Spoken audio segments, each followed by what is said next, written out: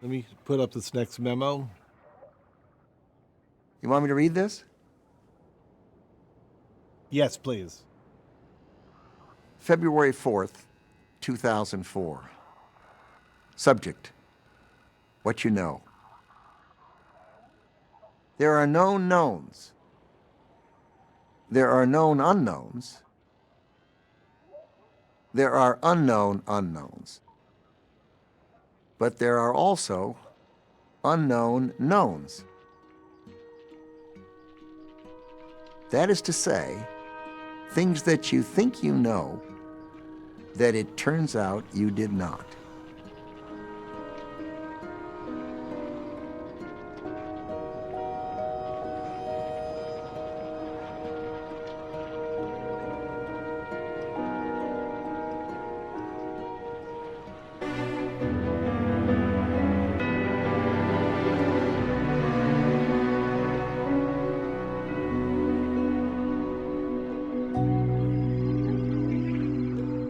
I wonder if in the future, public figures will write as many memos as I did. I doubt it.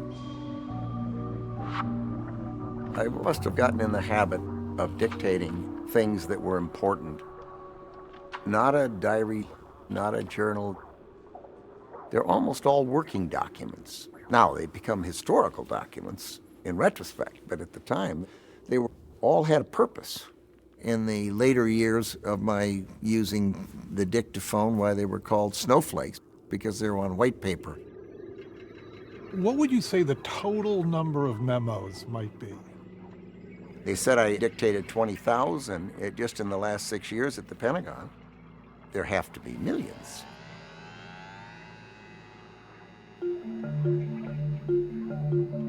July 27th, 2001. A memo to Condoleezza Rice concerning Iraq. We've discussed Iraq on a number of occasions. The discussions have been inconclusive. Sanctions are being limited in a way that cannot weaken Saddam Hussein. We can publicly acknowledge that the sanctions don't work over extended periods and stop the pretense of having a policy that is keeping Saddam in the box, when we know he has crawled a good distance out of the box. Within a few years, the U.S. will undoubtedly have to confront a Saddam armed with nuclear weapons.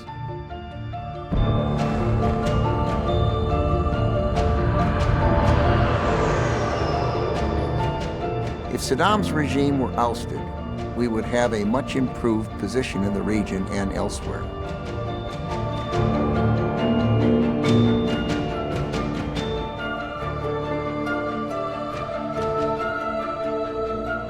Why the obsession with Iraq and Saddam? Well, you love that word, obsession. I can see the glow in your face when you say it. Well, I'm an obsessive person. Are you? I'm not. I'm cool and measured. If you look at the range of my memos, there might be 0.1% about Iraq. The reason I was concerned about Iraq is because four-star generals would come to me and say, Mr. Secretary, we have a problem. Our orders are to fly over the northern part of Iraq and the southern part of Iraq on a daily basis with the Brits, and we are getting shot at some moment. Could be tomorrow, could be next month, could be next year. One of our planes is going to be shot down, and our pilots and crews are going to be killed or they're going to be captured. The question will be, what in the world were we flying those flights for? What was the cost-benefit ratio? What was our country gaining? So you sit down and you say, I think I'm going to see if I can get the president's attention. Remind him that our planes are being shot at. Remind him that we don't have a fresh policy for Iraq. And remind him that we've got a whole range of options. Not an obsession, a very measured, nuanced approach, I think.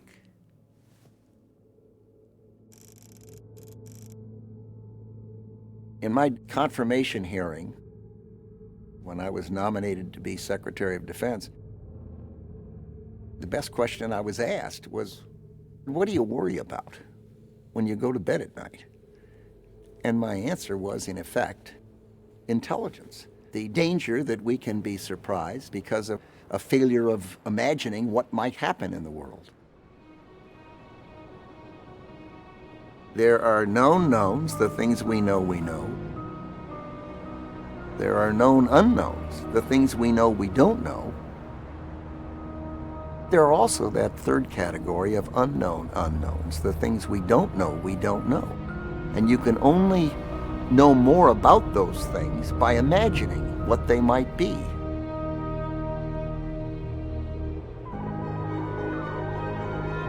Pearl Harbor was a failure of imagination. We didn't know that they could do what they did the way they did it.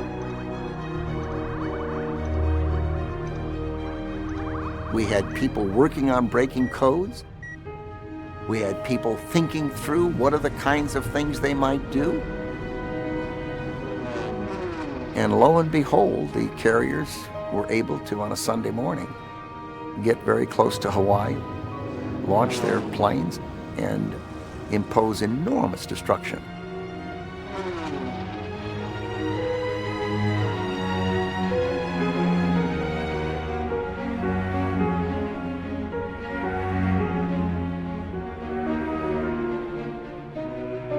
Is it failure of imagination or failure to look at the intelligence that was available?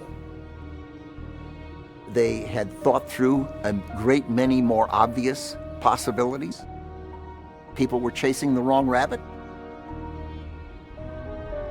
That one possibility was not something that they had imagined was likely. July 23rd, 2001. Subject: Pearl Harbor post-mortem. In some future hearing, I am going to say that I do not want to be sitting before this panel in a modern-day version of a Pearl Harbor post-mortem. Who didn't do what, when, where, and why? None of us would want to have to be back here going through that agony. A month or so before September 11th, 2001, it would be wrong to think that someone who wrote it, namely me, was prescient. I wasn't. I simply had read enough history that I worried. American 11, climb maintain level 350. American 11, climb maintain level 350. American 11, Boston. The American on the frequency, how do you hear me? American 11, if you hear Boston Center, recontact Boston Center on 127.82. That's American 11, 127.82. My military assistant, Admiral Ed Giambastiani, came in and said a plane has hit the World Trade Center. It was assumed to be an accident. I went into my office from the conference room, and Admiral Giambastiani said another plane has hit the other World Trade Center tower. And of course, at that point, it wasn't an accident, it was an attack. Within minutes, I felt the Pentagon shake. That's how our day began on September 11th.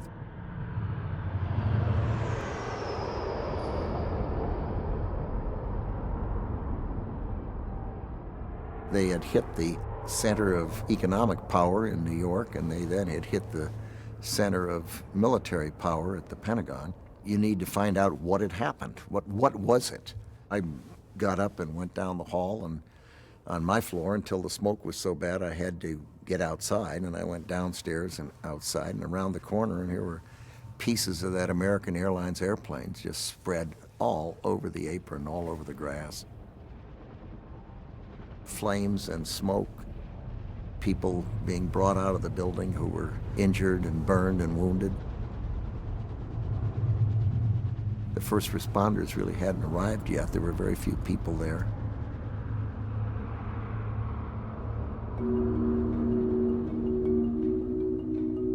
How do you think that they got away with 9/11? It seems amazing in retrospect.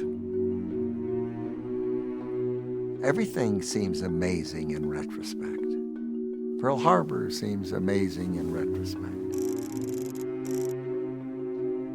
It's a failure of imagination.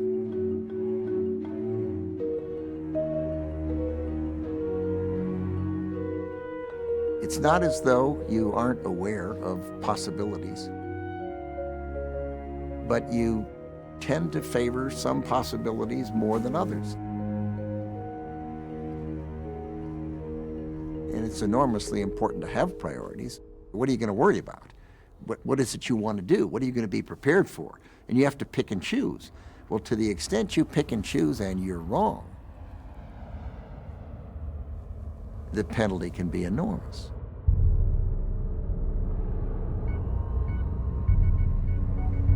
September 30th, 2001. Memorandum titled Strategic Thoughts.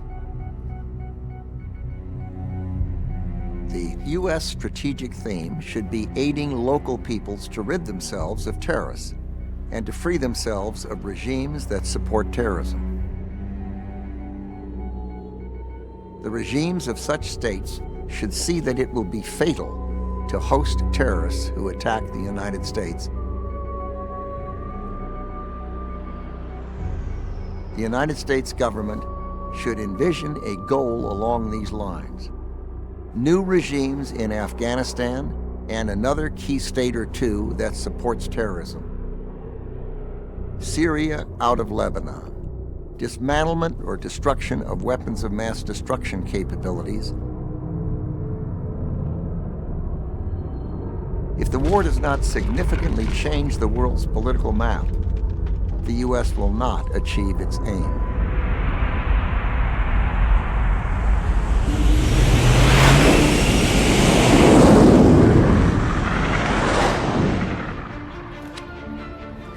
On my orders, the United States military has begun strikes against al-Qaeda terrorist training camps and military installations of the Taliban regime in Afghanistan.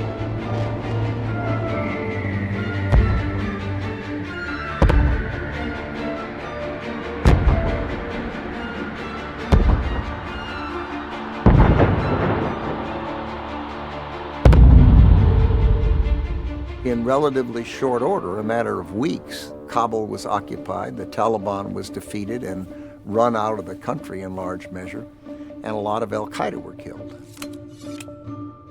Osama bin Laden escaped into Pakistan eventually. The target of the largest manhunt in history still eludes capture. Cave by cave for any sign of Osama bin Laden, dead or alive. High probability that Osama bin Laden is still alive. With Afghanistan's porous borders, it's possible bin Laden has already slipped out of the country.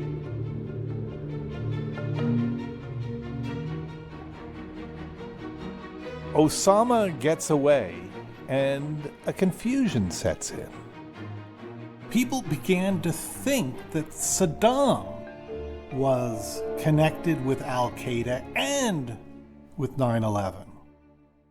Oh, I don't think so. It was very clear that the direct planning for 9/11 was done by Osama bin Laden's people, al-Qaeda, and in Afghanistan. I don't think the American people were confused about that. In 2003, in a Washington Post poll, 69% said they believe it is likely the Iraqi leader was personally involved in the attacks carried out by al-Qaeda. I don't remember anyone in the Bush administration saying anything like that, nor do I recall anyone believing that. Mr. Secretary, today in a broadcast interview, Saddam Hussein said, "There is only one truth. Iraq has no weapons of mass destruction whatsoever." And he went on to say, "I would like to tell you directly we have no relationship with al-Qaeda." And Abraham Lincoln was short. Would you care to respond directly to what Saddam Hussein has said today?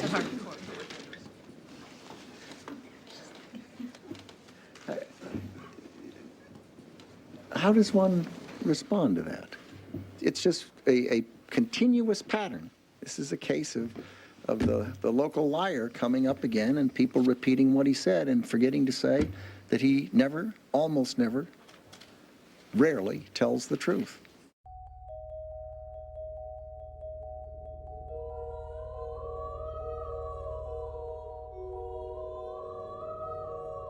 There are two sides to the coin. One is belief in the inevitability of conflict can become one of its main causes. That is a truth. The other side of the coin, which is also true, is if you wish for peace, prepare for war. But if both are true, well, you can use that to justify anything. There's a similar thing in Rumsfeld's rules where I say all generalizations are false, including this one. There it is. The president did harden his stand toward The United Iraq States today. is on the road to war. Administration officials say the effort to pressure Iraq has moved into a final All the phase. military pieces should be in place to go to war with Iraq.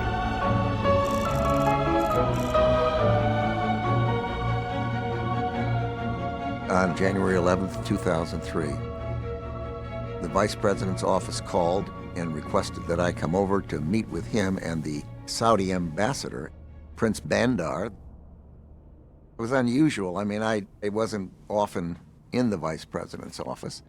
We sat down. Dick proceeded to tell Bandar that the president was going to invade Iraq and change the regime in Iraq. That was the first time that I'd heard anything that sounded truly definitive. What was the Saudi ambassador's reaction to this? He wanted reassurance that when it was all over, Saddam Hussein would be gone. They needed to know that the president was serious. That is why, I'm sure, the vice president said it the way he said it. Is it at all strange that you would hear about it in this way? No. No, I don't think so. If the purpose of the war is to get rid of Saddam Hussein, Why can't they just assassinate him? Why do you have to invade his country? Who's they? Us! You said they, you didn't say we. Well, we.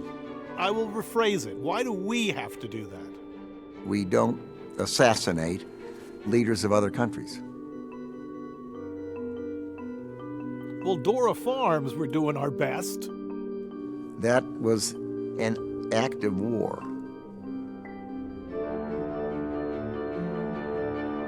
At the beginning of the war, even before it started, George Tenet came to see me in my office at the Pentagon. He said, "We think we know where Saddam Hussein is." I said, "Terrific." And I called the White House and said to the president, "We're coming over."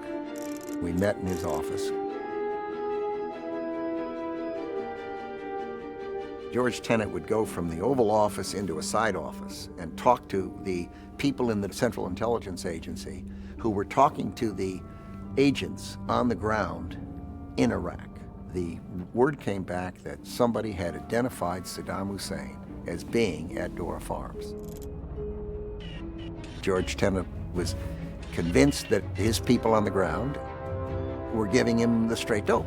They were certain he was there.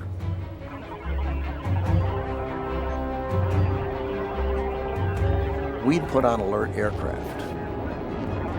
The aircraft took off and went to that location. The president went around the room asking, should we do this or not? Everyone in the room, as I recall, agreed it was sufficiently solid intelligence sufficient to do it. We just were so hopeful that by killing Saddam Hussein, we could end the need for a war, that in fact, by that act, you would change the regime.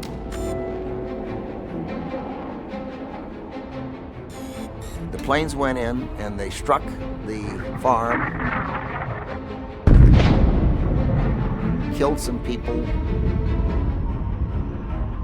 They came out with a stretcher with a body. People there on the ground asserted that it was Saddam Hussein. They think they killed him. And it turned out it was not.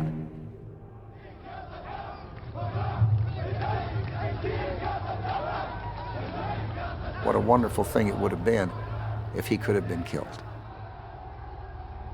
The war would have been avoided.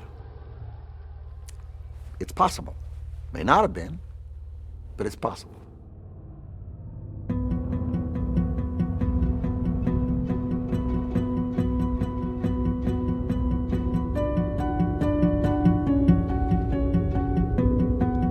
You wonder why they didn't respond to all the efforts that were made to avoid that war. How could they be that mixed up in what the inevitable next steps would be? Why they wouldn't sit down and have an agonizing reappraisal and come to some logical conclusion?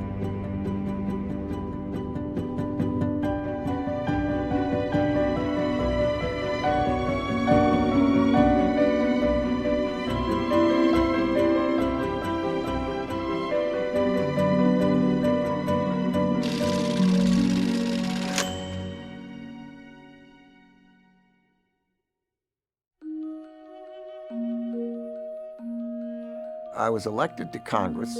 I was 30 years old. It was during the Vietnam War and the Civil Rights era. There were big issues before us. I would come back sometimes knowing I didn't know if I'd voted right, that there are arguments here and there were arguments there. I hope I voted the right way.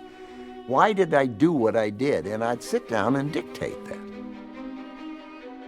After almost every vote, every amendment, I would go back with my little dictaphone. I would dictate a note and say, here was the vote, the yeas were this, the nays were that, here were the amendments, and here's what I did and why I did it. And then when I went in the executive branch, I would want to clarify my own thinking. So I would try to put it down on paper and edit it, and I'd go through 3, 4, 5 drafts, getting it the way I really wanted it. I would do it for communications to my staff. I wanted them to know what I was thinking. Did you imagine that they would produce this vast archive? Oh, it never crossed my mind. I never knew what I was going to do next. The only thing I've ever volunteered for in my life, one was to go in the Navy, and the other was to run for Congress. The other was to get married.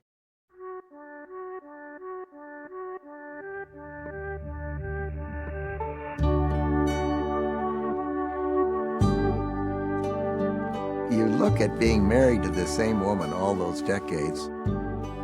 When you're 20, 21, 22, what did you know? Both of us were young and unformed. How in the world can you be that lucky? How did you propose? Imperfectly. I was getting ready to leave for Pensacola. About 10 o'clock in the morning, I said to my folks, I'll be back. I'm going to go down and see Joyce. I asked her to marry me. I didn't get down on my knees. I didn't do anything fancy. I didn't want to get married, but I sure as heck didn't want her to marry anyone else. And I was correct. It was a good decision. It just hadn't been part of my plan.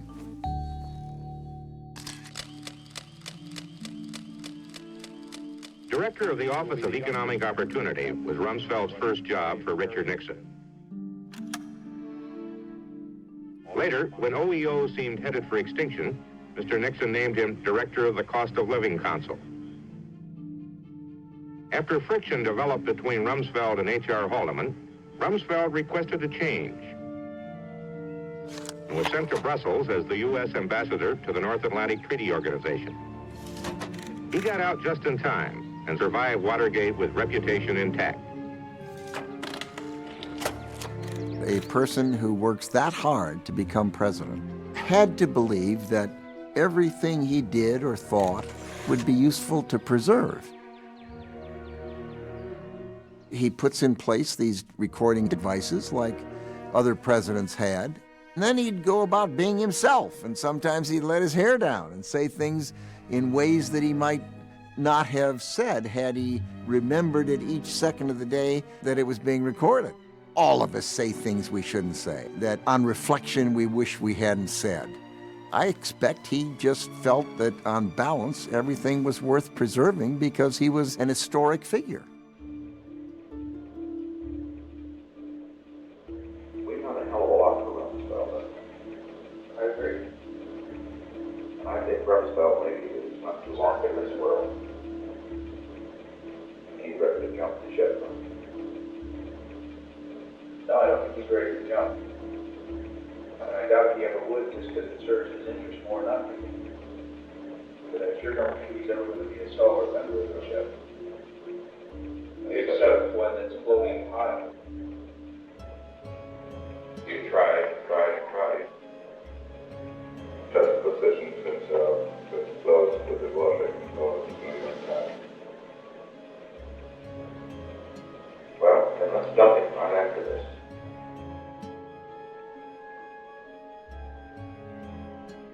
Did presidents after Nixon make recordings in the White House?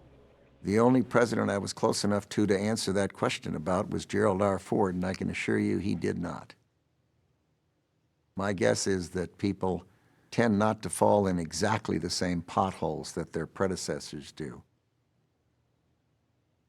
More often than not, they make original mistakes. We all do.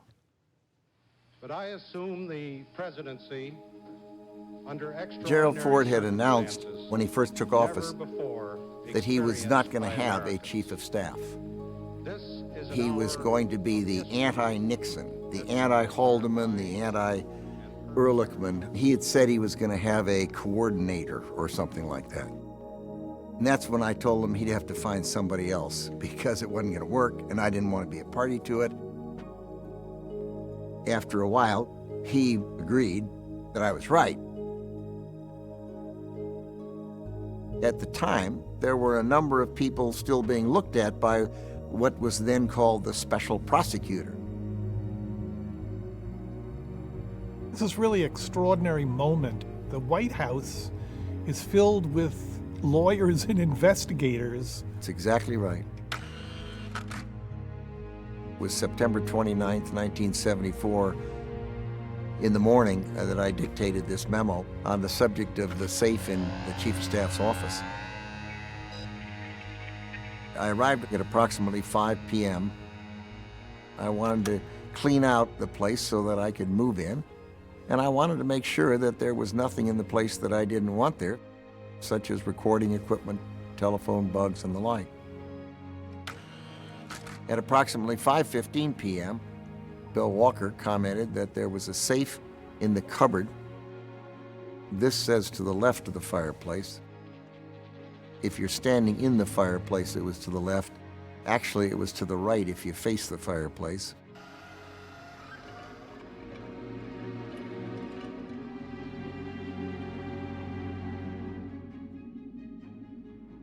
So here's a safe and it's locked. And I thought, oh my goodness, I wonder what's in that safe. I said to Dick Cheney, my assistant who was helping me, look, why don't we get the Secret Service, get them down here with people who can move the safe and open it or do whatever they have to do. And what happened to the safe in the end? The end for me was when I got it out of my office under a proper chain of evidence.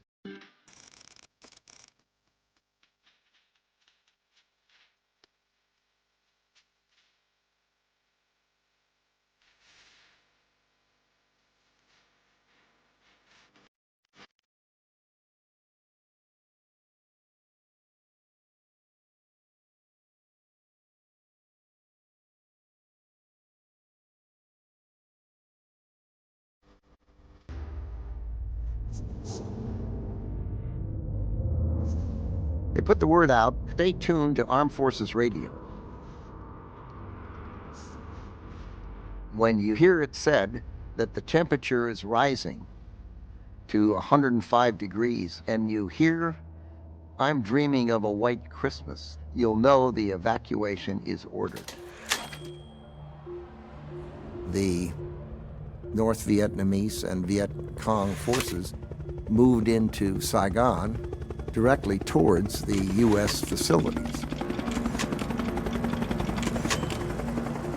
The scenes of the helicopter lifting people off of the roof of the building were really heartbreaking because you had really wonderful people who'd worked with our forces and knew that their circumstance when the Viet Cong and North Vietnamese took over that country would be difficult, that they'd be killed or put in jail. They kept lifting more and more out, and more kept coming. They ended up landing so many helicopters on the carrier that they started shoving helicopters off so that they can get more helicopters on.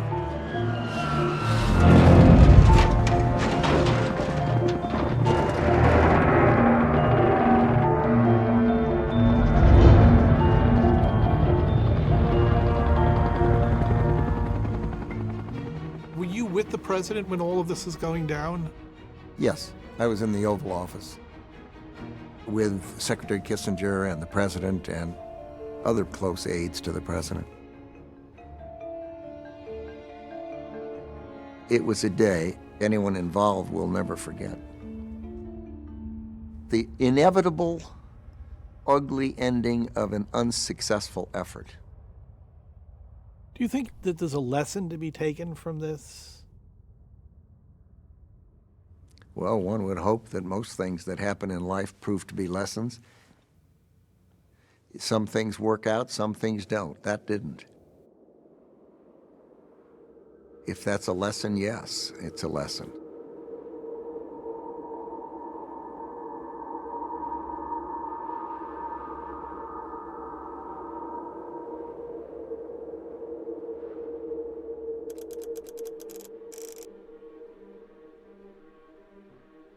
President Gerald Ford had given a talk to a labor group.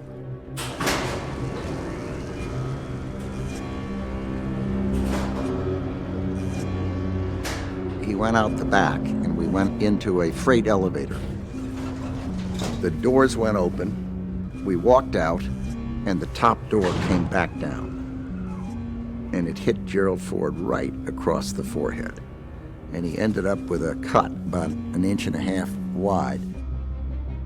Of course, at that moment, Chevy Chase and these people were talking about Ford bumping his head or stumbling.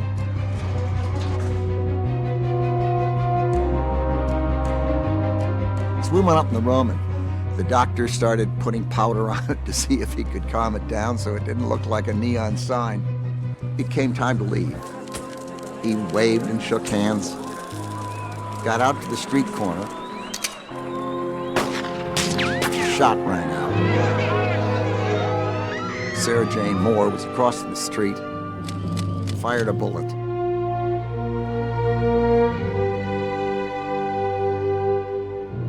It went by his head, by the Secret Service guy's head, by my head.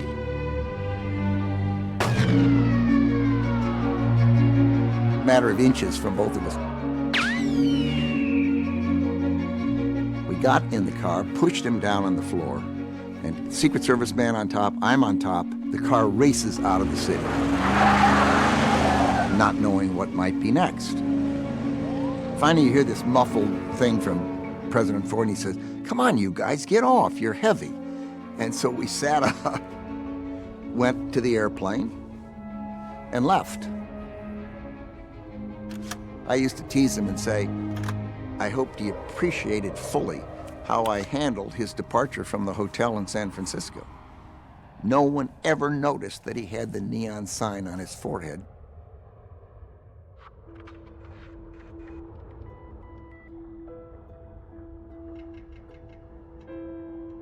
Mr. President, I care a great deal about you as a person and about your success. I care deeply about the country and believe it is vitally important that you be reelected. The morale is low in the White House because of the organizational approach you've tolerated. The job you need done cannot be done unless major changes take place. Dick Cheney and I both attached our resignations to the memo. There wasn't anything in the memo I hadn't talked to him about 4, 5, 6 times. I decided that putting it down in one place, deciding to resign, causing him to register how strongly we felt about it. He ended up separating the positions of Secretary of State and National Security Advisor, which Henry had held both of them. And he made several other changes. Put George Herbert Walker Bush in the Central Intelligence Agency. He wanted to make a change at the Pentagon, asked me to become Secretary of Defense, then my deputy, Dick Cheney, to become Chief of Staff. Of course, this becomes known as the Halloween Massacre. I guess it is. You know, a narrative gets built out there over a period of time. Big personalities going at each other. In fact, it's perfectly understandable. They represent different institutions and they have different perspectives, but it gets written up in the media as though it's jealousies and personalities and that type of thing, as opposed to different perspectives. When Shakespeare wrote history, it was all character defects, jealousies, misunderstandings, etc., etc., etc. In Shakespeare, it's the motivating force of history.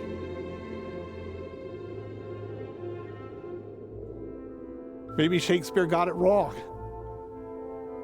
Well, you know, it was a different time. He was dealing with different issues. Maybe he had it right. Maybe it just was different later. Nelson Rockefeller has taken himself out of consideration as a vice presidential candidate on President Ford's ticket next year. Had little choice in the matter. Rumsfeld's calculated plan to pave his own way as a running mate for President Ford has been mentioned for months as a possible vice presidential running mate with President Ford. Congress think his new job as defense secretary is a means of putting Rumsfeld in the running for the vice presidency. Donald Rumsfeld takes over the Pentagon, but also keeps most of his personal influence with President On Ford. why the shakeup took place, the consensus is that Rumsfeld again emerged the winner. Rumsfeld's conservative influence at the White House will be carried on by 34-year-old Richard Cheney, who said in his office this afternoon he'll be running things just like Don did. In November 1975,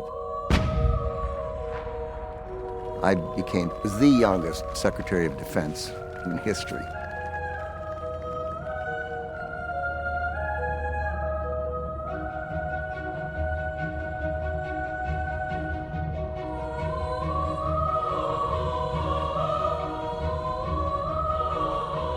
It's important, I suppose, to go back and set the background for this occasion. Henry Kissinger had the job of fostering détente, a lessening of tension with the Soviet Union. The more talk there was about détente, and the more these negotiations went on, and the more people sat around clinking champagne glasses with great big smiles, and the world saw all of that, the Congress and the American people would not be in favor of increasing defense investment. It was really fundamental differences of approach. Weakness historically tends to prove to be provocative and create instabilities and wars and conflicts. Strength on our part will contribute to peace and stability in the world. I'm not saying with certainty that the Russians are coming. I'm saying the trends are here. I'm not saying the Russians are 10 feet tall. I'm saying they used to be 5'3". They're now 5'9.5", and they're growing, and we're not.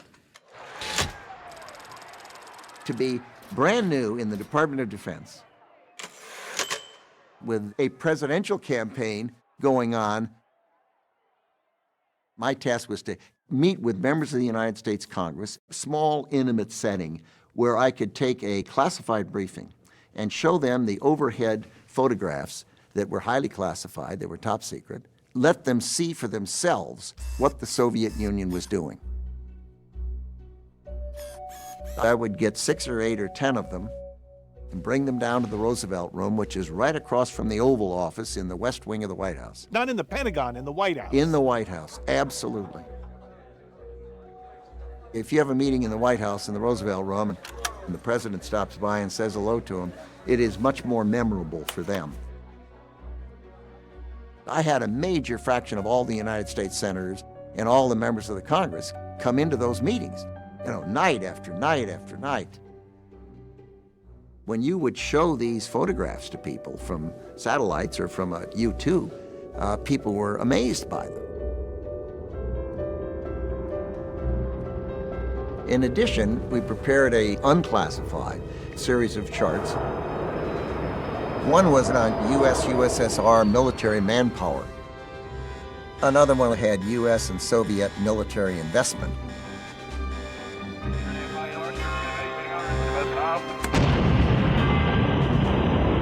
Intercontinental ballistic missile developments.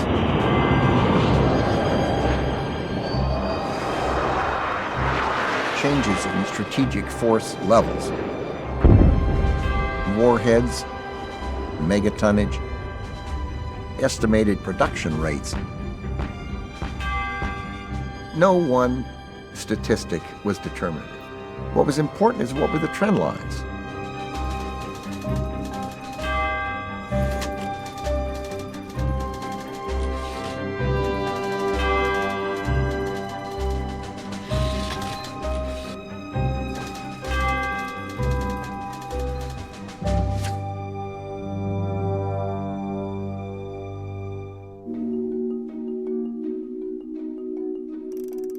Did it come as a surprise that Carter beat Ford in 1976? He started out way behind. If it had gone on another week or two, he might very well have won.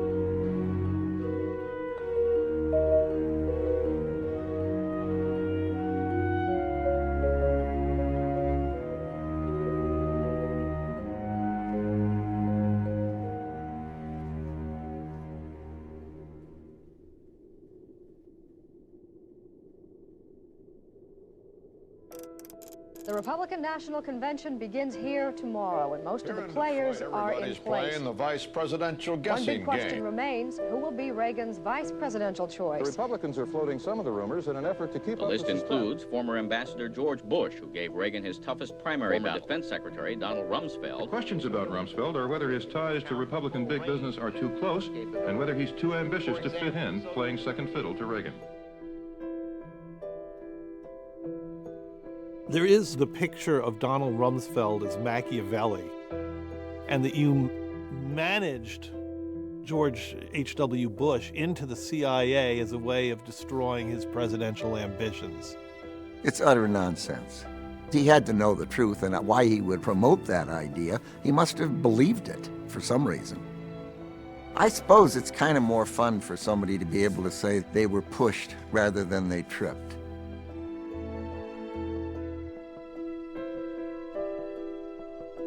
Reagan was up a floor above. I was with my wife, Joyce.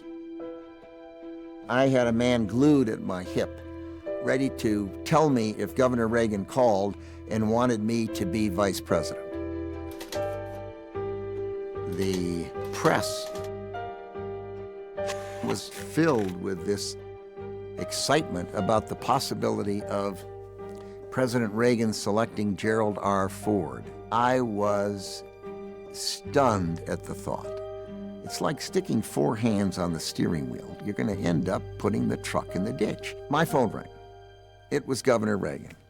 He said, "Don, I want you to know that I've decided to have George Bush be my vice presidential nominee." I said, "Fantastic. I am so relieved that you decided not to have Gerald Ford." He said, "Oh, no, Don. Jerry and I decided together that it wouldn't be a good idea." It seems to me that if that decision had gone a slightly different way, you would have been vice president and future president of the United States. That's possible.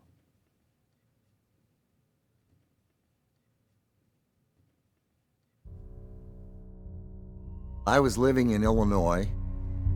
and was chief executive officer of a pharmaceutical company, G.D. Searle & Co. In a barracks in Beirut,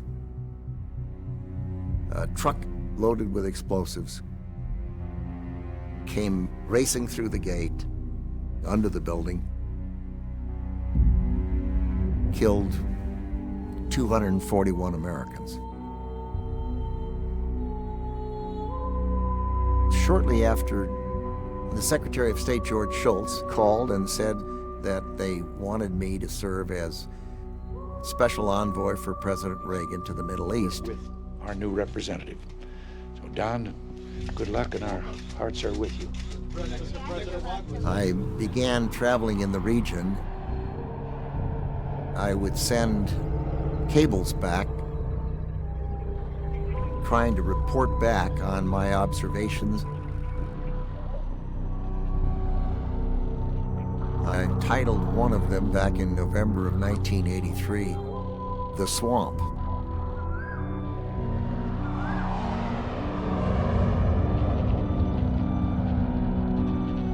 I suspect we ought to lighten our hand in the Middle East. We should move the framework away from the current situation, where everyone is telling us everything is our fault and angry with us, to a basis where they are seeking our help. In the future, we should never use U.S. troops as a peacekeeping force. We're too big a target. Let the Fijians or New Zealanders do that. And keep reminding ourselves that it is easier to get into something than it is to get out of it. I promise you, you will never hear out of my mouth the phrase, the U.S. seeks a just and lasting peace in the Middle East.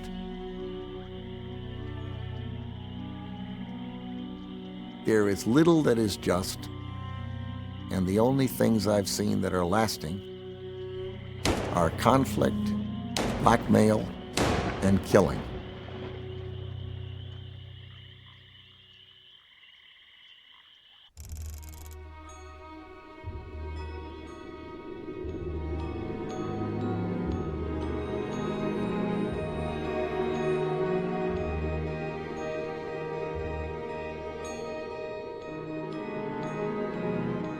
We arrived at night, as I recall. The building where Saddam Hussein had his office had sandbags all around it because Baghdad is so close to the Iranian border. And they were at war with Iran, and they were being shelled from time to time. We went into this building, got in an elevator, went up, got out of the elevator, and the 3 or 4 people I was with were walking along. All of a sudden, an Iraqi cut me off and took me down a corridor, a dark corridor. Oh yeah, I don't know, 20 paces, 30 paces, and then into a room. And I was alone in the room, and I looked up, and here is this man in fatigues with a pistol on his hip. And it turned out to be Tariq Aziz, the Deputy Prime Minister and Foreign Minister.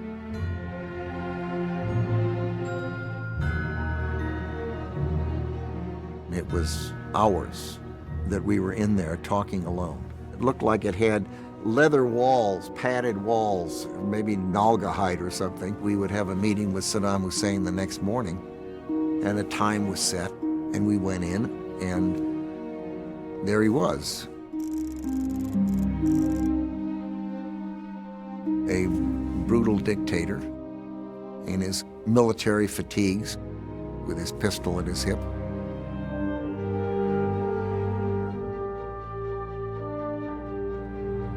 Was just a preliminary step, and it became almost iconic. My shaking hands with this brutal dictator who later became known as the Butcher of Baghdad.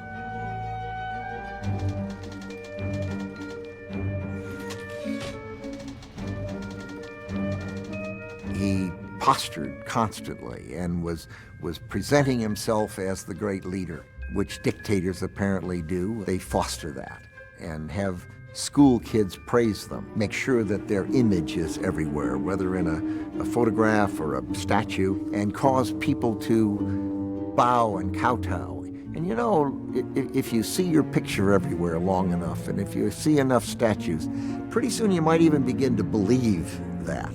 He almost became a caricature of himself, by my standards, as an outsider, not prone to worship idols. He was living his image of himself, which was pretend.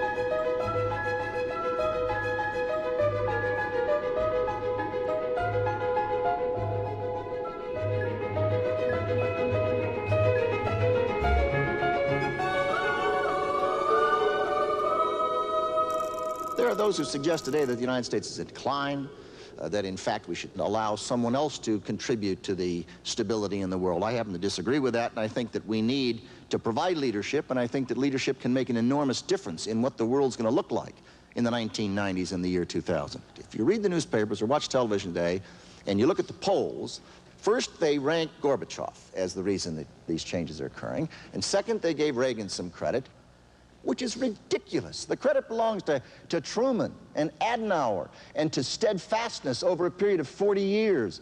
The credit goes to the investments of billions of dollars over a long, sustained period of time by people who were carped at and criticized and said, oh my goodness, you're warmongers. It went to the concept of peace through strength. And we need to understand how we got to where we are. Because going forward, we're going to have to make a judgment as to what role our country ought to play. And a passive role would be terribly dangerous. But who do we want to provide leadership in the world? Somebody else?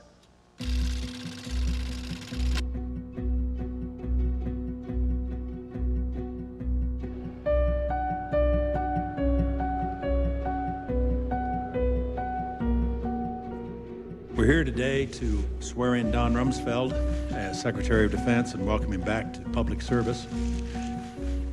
We were colleagues in government for nearly 6 years, and here quite simply as a man who's been an executive, a statesman, and a human being of the first order.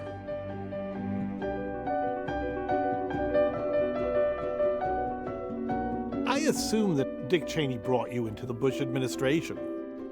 I would assume that's the case. I don't think George W. Bush's father recommended it.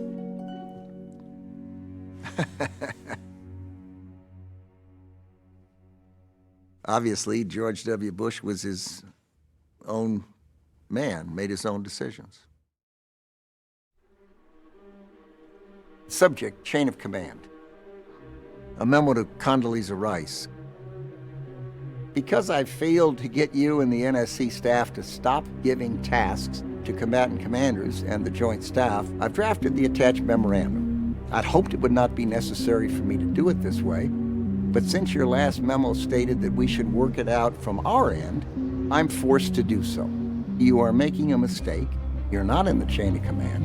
Since you cannot seem to accept that fact, my only choices are to go to the President and ask him to tell you to stop, or to tell anyone in the Department of Defense not to respond to you or the National Security Council staff. I've decided to take the latter course. If it fails, I'll have to go to the President. One way or other, it will stop while I'm Secretary of Defense. Thanks. Waging a high-profile war has thrust Donald Rumsfeld into the public eye. 2 months into the war against terror, Rumsfeld, who has become the voice of the war. 80% public approval. Give and take with the Pentagon press corps is now must-see television. Greetings. Good morning. Good afternoon. You know, something's neither good nor bad, but thinking makes it so, I suppose. Yes, you may ask that. Well, will I answer that? No. I do not want the record to show that I even bothered to deny it, however. So I've decided that I'm not going to go asking for an unclassified piece of paper. I don't need it. You need it. So you get told things every day that don't happen. It doesn't seem to bother people. I'm working my way over to figuring out how I won't answer that. We'll make this the last question. Last question. Mr. Secretary, could I just ask one thing about... Oh, no, I love that ending. If you think I'm going to mess that one up, you're wrong.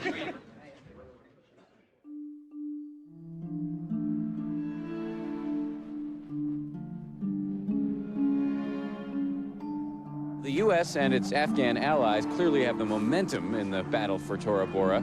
Secretary Rumsfeld admitted it is unclear when this fight will end. The number of prisoners is climbing. 2 weeks ago, Secretary Rumsfeld dismissed the idea of detaining large numbers of captured fighters. Well, this week he reversed himself, saying a large number would likely be taken into custody. January 19th, 2002, the subject, status of Taliban and al-Qaeda. The United States has determined that al-Qaeda and Taliban individuals under the control of the Department of Defense are not entitled to prisoner of war status for purposes of the Geneva Conventions of 1949. Don't you think that the decision on Geneva caused so much trouble? Oh my goodness, it would have been so much easier if you could treat people, all of them, the same as prisoners of war. Then you wouldn't have to interrogate anybody. You could just house them someplace. Now, would that have been a responsible thing for the president to do? No. The president needed to know what was going to happen next. Every day, the intelligence report said, this is a risk, watch out for this, something could happen there. It was the responsibility of the president to try to prevent a future attack.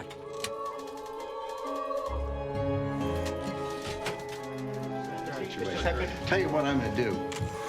I'm going to stay here and answer as many detainee questions as need to be answered.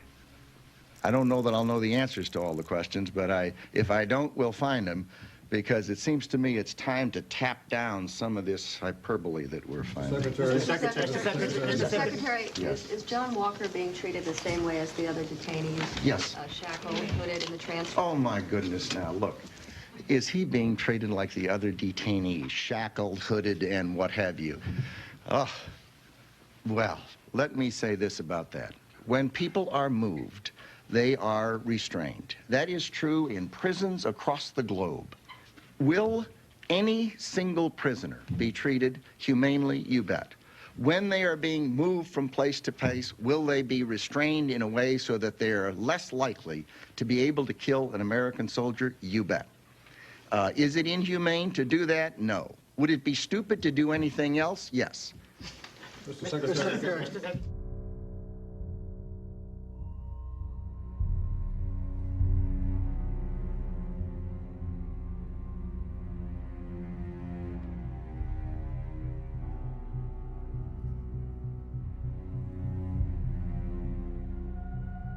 What about all these so-called torture memos?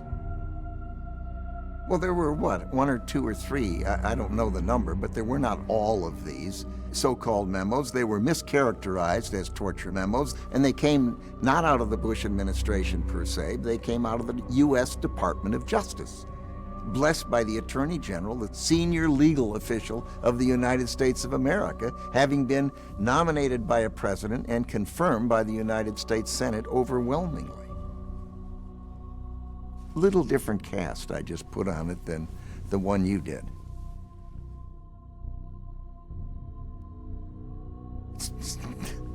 I'll chalk that one up. Was the reaction unfair?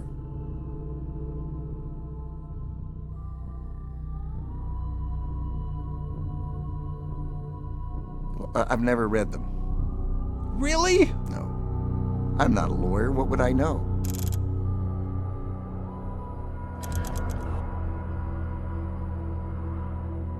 I've never seen so much misinformation communicated about a place than was the case about Guantanamo Bay, Cuba. This prison was exceedingly well run, yet the impression that's left is that it was a terrible place and people were tortured and people were abused. Prisons aren't pretty places, but that prison is probably as well run as any prison on the face of the earth. If you go and ask somebody in a big audience, how many people do you think were waterboarded at Guantanamo? And people stick their hands up and someone will say, well, hundreds. The answer is nobody. 0 were waterboarded at Guantanamo. The military never waterboarded anybody in an interrogation. The CIA waterboarded, as I understand it, 3 people. But it wasn't at Guantanamo, and it wasn't done by the United States Department of Defense. El-Qahtani was never waterboarded? No. Now, were there some things done that shouldn't have been done at Guantanamo? You bet.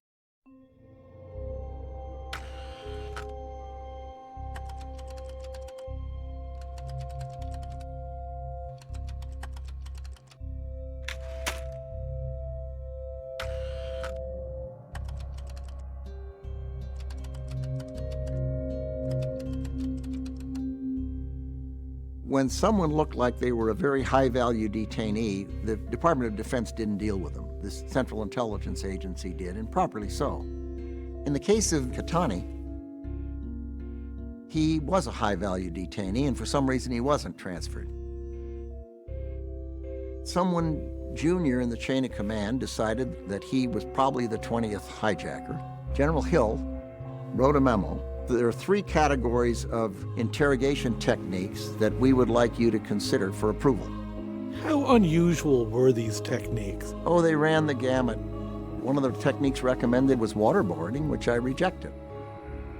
Others would be yelling at the detainee, techniques of deception, where you'd use multiple interrogator techniques. Interviewer may identify himself as a citizen with a reputation for harsh treatment. Category 2 techniques, stress positions like for a maximum of 4 falsified documents, or the use of isolation facility for up to deprivation of light and auditory hood placed over his head during transportation and questioning. 20-hour interrogations, removal of all comforting religious items, removal of clothing, forced grooming, shaving of facial hair, detainees, individual phobias such as fear of dogs to induce stress. Category 3 techniques, use of non-injurious physical contact such as and light pushing.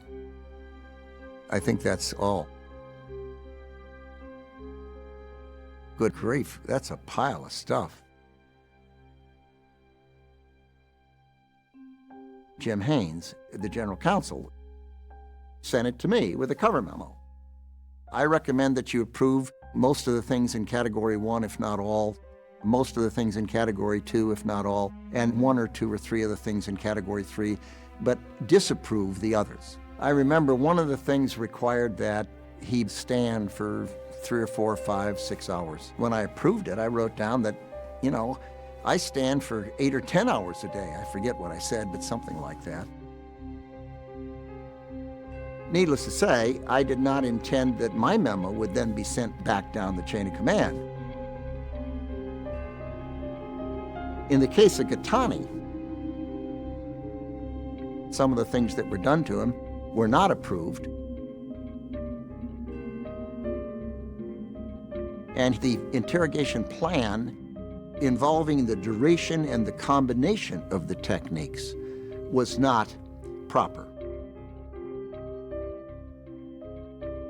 Up came a concern expressed to the general counsel. We hear some of these things are being done to this fellow that aren't approved or aren't proper in the interrogation plan. And he came in and told me, and I immediately rescinded that memo. Some weeks later, we reissued the enhanced interrogation techniques. There was criticism from some of the military people in the chain that by suspending them for a period of weeks, we were putting at risk the American people.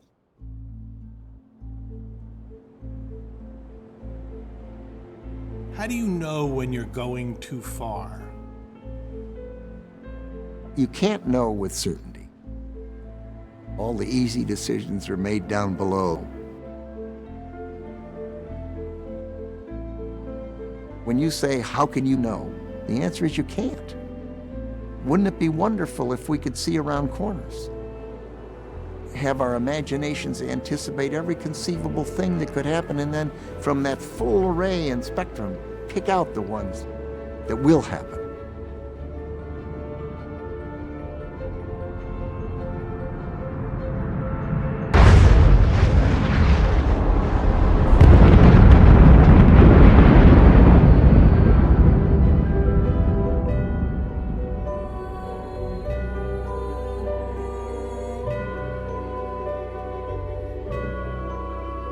Is there any evidence to indicate that Iraq has attempted to or is willing to supply terrorists with weapons of mass destruction? As we know, there are known knowns. There are things we know we know. We also know there are known unknowns. That is to say, we know there are some things we do not know. But there are also unknown unknowns. The ones we don't know, we don't know. We just want to know, are you aware of any evidence? Because that would increase our level of belief from faith to something that would be based on evidence. Subject to discuss with P, meaning the President of the United States. The absence of evidence is not evidence of absence.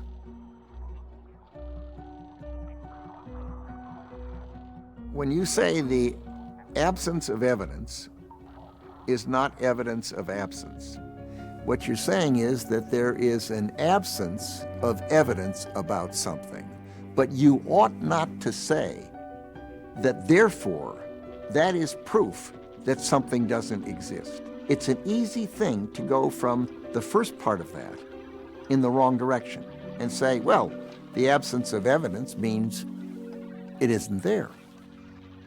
If an inspection team goes in now and finds nothing because perhaps Iraq is very good at hiding it, or perhaps they have nothing, but you all are of the belief that they have it. If they find nothing, does it make your job more difficult in trying to assemble an international coalition to disarm him by other means? Goodness gracious, that is kind of like looking down the road for every conceivable pothole you can find and then driving into it. I just don't get up in the morning and ask myself that. We know they have weapons of mass destruction. We know they have active programs. There isn't any debate about it. It was thought to be the best intelligence available. How do you describe it when it turns out to be not accurate? Do you describe that as a failure of intelligence? I suppose some can not unfairly suggest that. Saddam Hussein may have been fearful that he would be discovered as having those weapons, removed them or destroyed them, but not wanted to tell anybody that he'd done so. He may have destroyed them, unwilling to admit it, fearful of being seen as weak. Wouldn't it be strange if he had destroyed his WMD and got invaded anyway? Of course, I'm not suggesting that that's the case. I honestly do not know what the case is. All I know is that the intelligence community persuaded the president and Secretary Powell. He spent days preparing himself to make his presentation to the United Nations. And he spent years trying to explain why he had done it. It's a short sentence. The reason he presented it was because he believed it.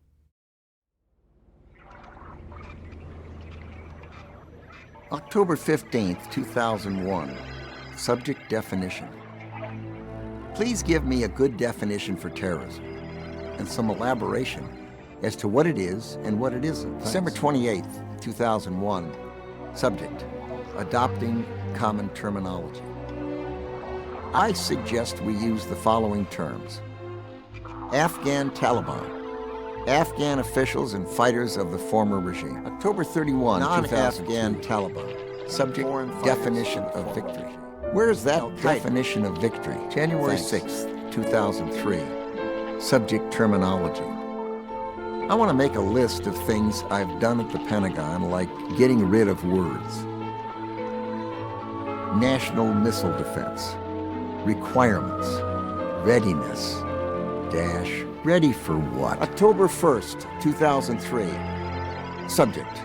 Please get me the Oxford Dictionary definition of several and type it up for me. Thanks. May 14th, 2004. Definition. Please give me the dictionary definition of scapegoat. Thanks. And where did this term shock and awe come from? I don't know. Apparently General Franks read it. He used it. It became part of the press discussion. but the idea of shock and awe. I've told you all I know about that phrase.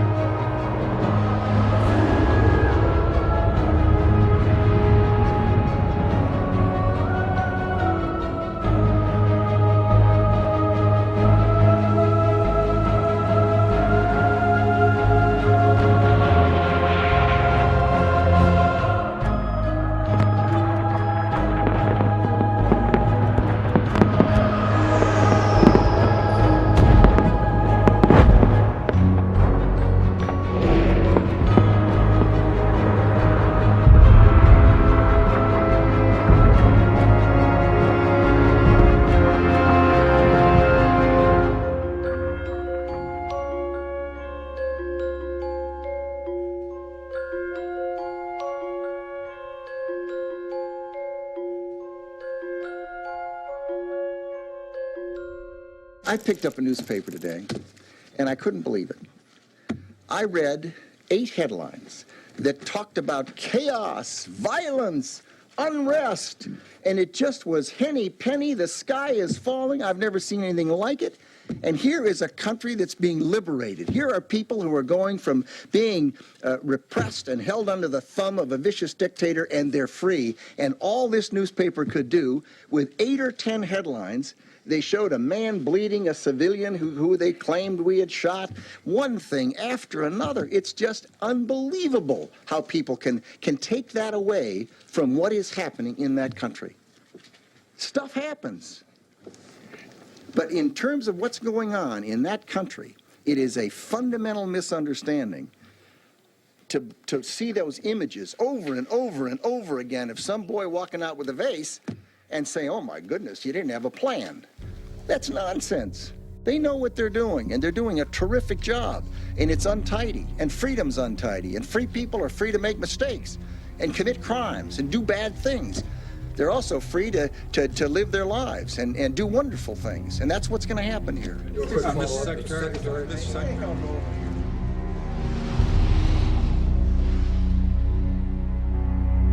This was another violent day in the streets of Baghdad. One of Washington's nightmares came true. The Bush today. administration is admitting it wasn't fully prepared for the huge task of governing post-war Now Iraq. troops patrol these streets knowing that to many they are not liberators but occupiers. It's a situation the Pentagon admits it failed to The anticipate. Pentagon is scoffing at suggestions that an organized guerrilla resistance is forming.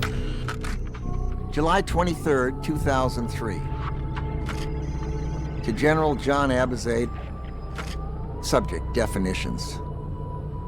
Attached are the definitions of, quote, guerrilla warfare, unquote, quote, insurgency, unquote, and, quote, unconventional warfare, unquote. They came from the Pentagon Dictionary. Thanks. It seemed to me that there are ways you can talk about what the enemy's doing that help the enemy unintentionally, and ways you can talk about what the enemy's doing that harm the enemy, that make its task less legitimate, more difficult. What you're seeing is Rumsfeld floundering around trying to figure out what do all those words mean, what do other people think they mean, what are the best ones to use that will benefit the United States of America. One of you suggested I go to the dictionary. No, I didn't ask this question. Yes, but he would have. I have since gone to the dictionary, and I have looked up several things, one of which I can't immediately recapture, but one was guerrilla war, another was insurgency, another was unconventional war. Pardon me? Quagmire. No, that's someone else's business, quagmires. I don't do quagmires. As I looked at the dictionary, I'm not uncomfortable with unconventional because it is not an army, and it is not a navy, and it is not an air force. But even there, the dictionary, the Pentagon Dictionary, I haven't looked in a regular dictionary, the Pentagon Dictionary does not even land that one perfectly on what's taking place.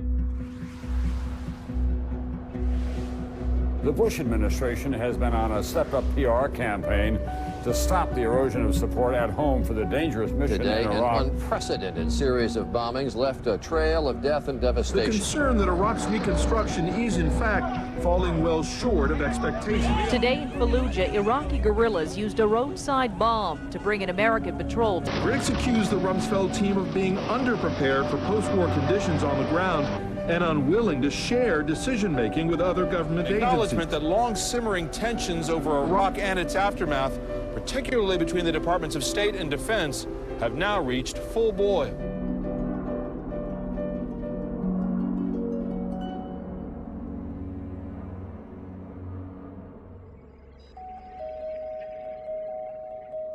October of 2003, I became worried that we were having trouble measuring progress. And I wrote a memo called Global War on Terror. Are we winning or losing the global war on terror? Question mark. Is DoD changing fast enough to deal with the new 21st century security environment? Question mark. Are the changes we have and are making too modest and incremental? Question mark. My impression is that we have not yet made truly bold moves, although we have made many sensible, logical moves in the right direction. But are they enough, I asked. Today we lack metrics to know if we're winning or losing the global war on terror. Are we killing or deterring more terrorists every day than the madrasas and the radical clerics are recruiting and deploying against us? It's pretty clear that the coalition can win in Afghanistan and Iraq in one way or another. But it will be a long, hard slog.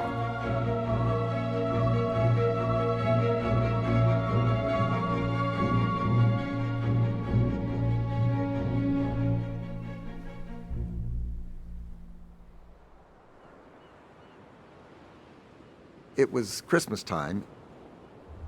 I can recall going up to the secure phone closet. It's in the second floor of our house, not too far from my bedroom. What was in there was a noise system that sounded like an ocean wave. They had scooped up some people, low-level people, who might have some reason to know where he might be. He'd been moving around the country every day, sleeping a different place, moving around in taxi cabs. Also moving around were some body doubles, people who looked exactly like Saddam Hussein. Indeed, had the same distinguishing marks on their bodies. Some low-level individual said that he believed he knew where Saddam Hussein was. They inspected this farm out in the middle of nowhere. There was a trap door. They opened this up. Lo and behold, here was this bedraggled, bearded man down in that hole. Saddam Hussein clearly concluded it was all a bluff. The United States was a paper tiger. They weren't going to do anything. The first Gulf War left him feeling that no one was going to bother him. He was the person who prevailed. He obviously felt that he was a survivor. And he was, for a while. Someone said, "Do you want to go see Saddam Hussein after he was captured?" And I said, no. I said, I would like to talk to Tariq Assis.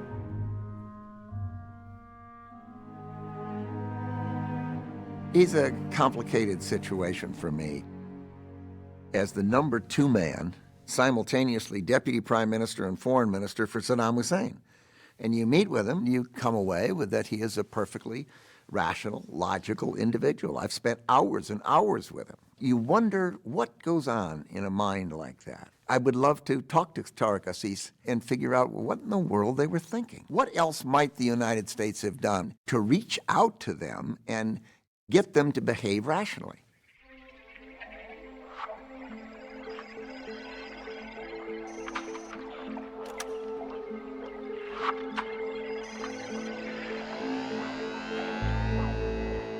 On February 6, 2003, to Jim Haynes, subject detainees.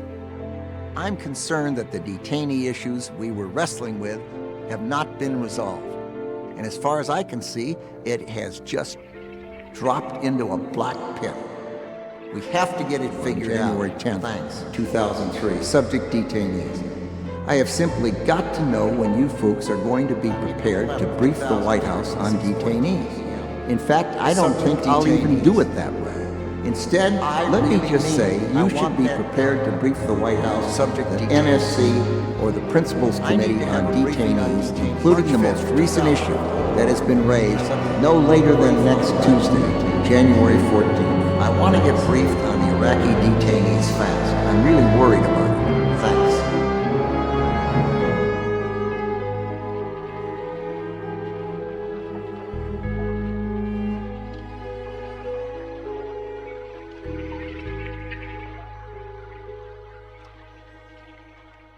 When the pictures came, it had an impact that was well beyond anything that I'd experienced.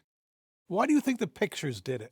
What it showed was people engaging in acts of abuse that were disgusting and revolting. There were pictures showing that prison guards in the midnight shift were doing things to prisoners that didn't kill them, that didn't create injuries that were permanent, but they were engaging in sadistic things and there was nudity involved. I knew that it would create an advantage for the terrorists, for Al-Qaeda, and for the people in the insurgency who were out recruiting. They could show that the Americans were treating people badly. It worked against everything we were trying to do. I walked in and said to the president, I'm the senior person and I believe in accountability. Here's my resignation.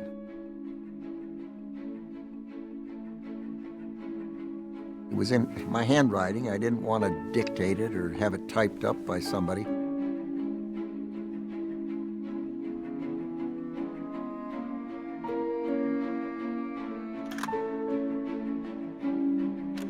I felt a very strong sense that something terrible had happened on my watch.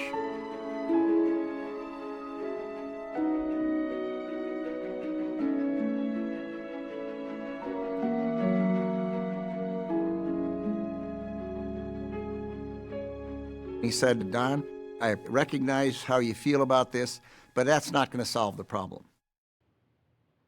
I'd testified before the House, testified before the Senate, tried to figure out how everything happened.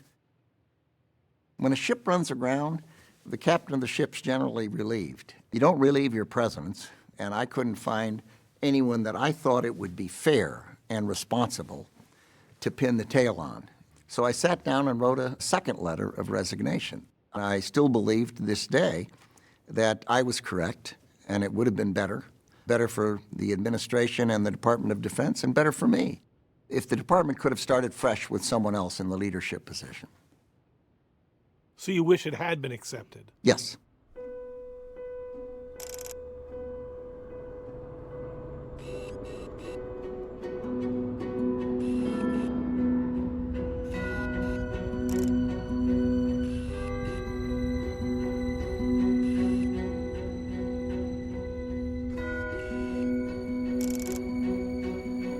There is a claim that the interrogation rules used in Guantanamo migrated to Iraq, where they led to incredible abuse. The evidence is to the contrary. There were 12 investigations that looked at these issues. some by civilians, distinguished people like Dr. Harold Brown and Dr. James Schlesinger, former Secretaries of Defense, others by military officials, to suggest that the procedures from Guantanamo migrated over to Iraq is to suggest that the procedures in Guantanamo would have encouraged the kind of unbelievably bad, illegal, improper behavior that took place at Abu Ghraib. And there's nothing that would have permitted anything like that. Anyone who reads the investigative reports knows that's not the case. This is from the Schlesinger report. Changes in DoD interrogation policies between December 2nd, 2002 and April 16th, 2003 were an element contributing to uncertainties in the field as to which techniques were authorized. Although specifically limited by the Secretary of Defense to Guantanamo and requiring his personal approval, given in only 2 cases, the augmented techniques for Guantanamo migrated to Afghanistan and Iraq, where they were neither limited nor safeguarded. Mm-hmm. I think that's a fair assessment. Mm-hmm.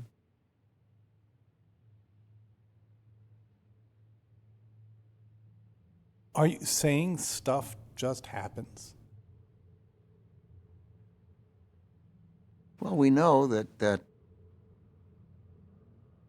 in every war there are things that evolve that hadn't been planned for or fully anticipated, and that things occur which shouldn't occur.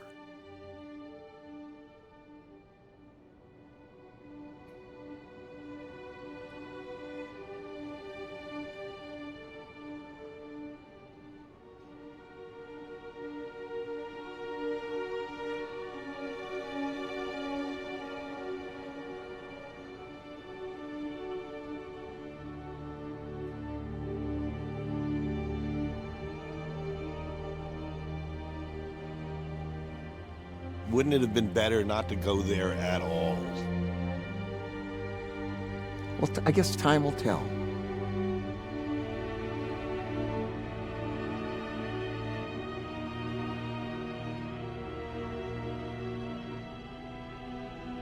Barack Obama opposed most of the structures that President George W. Bush put in place. Guantanamo Bay, the concept of indefinite detention, the Patriot Act, military commissions. Here we are years later, and they're all still there. I think that kind of has to validate, to some extent, the decisions that were made by President George W. Bush.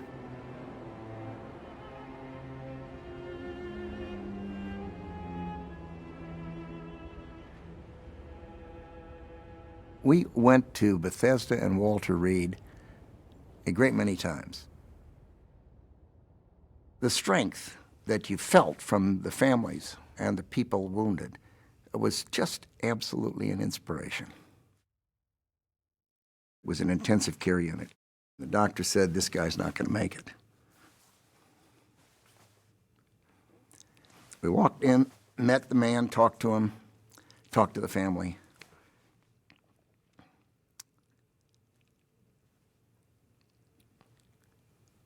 I don't know what the word is, but the family, the wife said, I know he'll make it.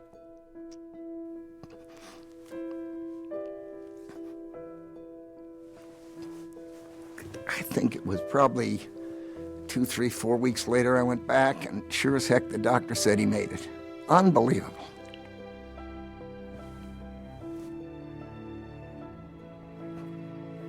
So we're a very fortunate country, and the good Lord willing, we won't have to be engaged in wars.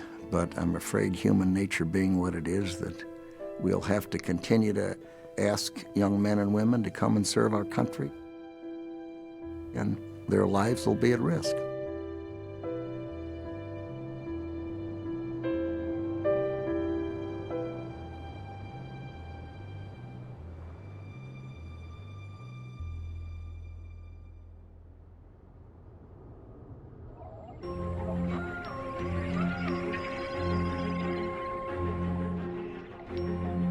When you're in a position like Secretary of Defense, do you feel that you actually are in control of history, or that history is controlling you?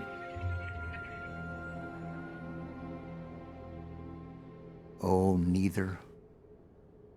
Obviously, you don't control history, and you are failing if history controls you.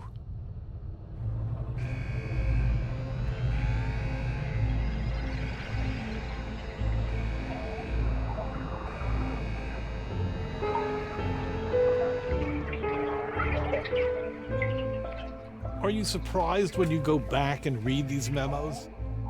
Oh my goodness, yes. I can't believe some of the things I wrote. I don't know where all those words came from.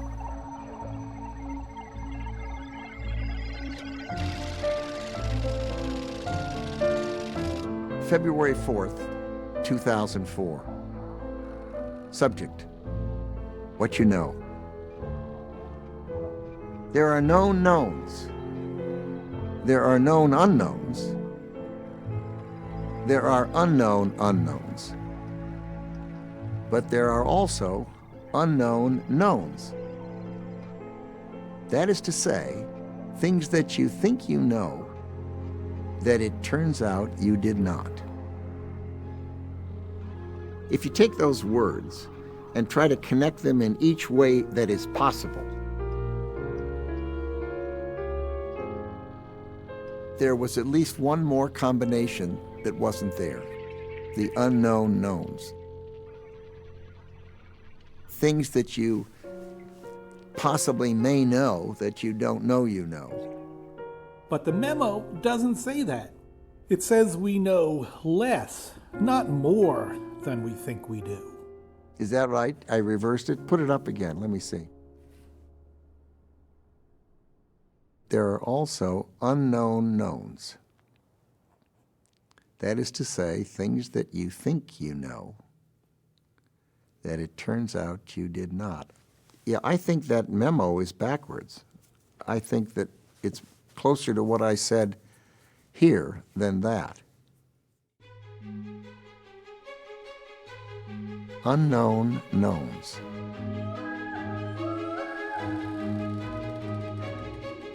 I think you're probably, Errol, chasing the wrong rabbit here.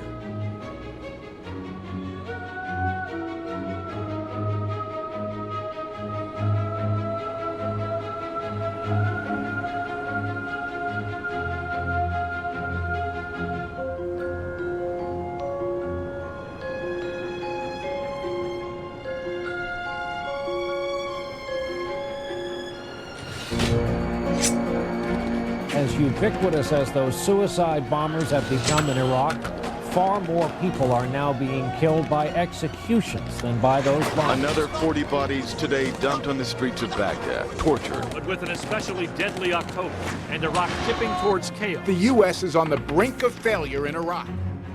A parade of generals called Rumsfeld's war strategy flawed. The Democrats are in. Donald Rumsfeld is out. Firing Secretary of Defense Donald Rumsfeld and replacing him with a veteran of his father's administration. Mr. President, thank you for your kind words. The great respect that I have for your leadership in this little understood, unfamiliar war, the first war of the 21st century. It is not well known, it was not well understood, it is complex for people to comprehend, and I know with certainty that over time the contributions you've made will be recorded by history.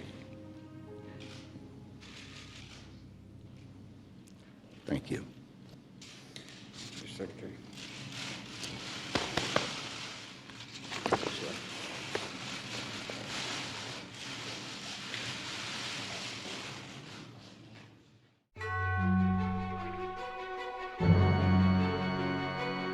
December 15th, 2006, to Pentagon personnel from Donald Rumsfeld. Subject: snowflakes. The blizzard is over.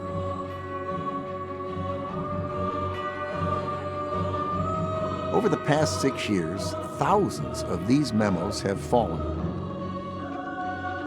Sometimes in blizzards, and sometimes in cold and lonely isolation. Yet, as surprising as this may seem to those who may have been buried in the deluge, there are many people in the department who have never received a snowflake. This snowflake is especially for them. Its message is perhaps typically to the point. Thank you. The blizzard is over.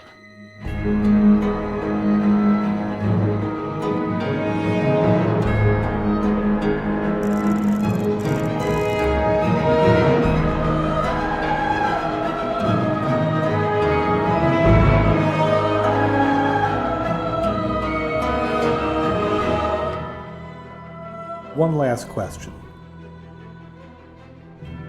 Why are you doing this? Why are you talking to me? That is a vicious question. I'll be darned if I know.